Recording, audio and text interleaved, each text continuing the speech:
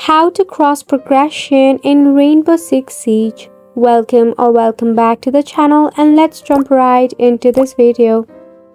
Rainbow Six Siege is gaining its popularity among the players for its graphics, tactics, and its core gameplay that is 5v5, attack versus defense, destruction and gadgetry, and unique operators.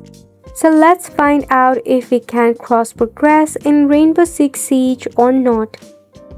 So as you can see, you can actually cross progress between your PlayStation and Xbox consoles or between your PC and Amazon Luna.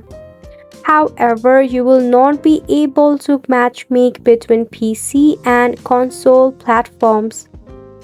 This means that even though it supports console gameplay between two of the different, that is a PlayStation and Xbox, however, you cannot play with your consoles and your PC or your consoles and Luna.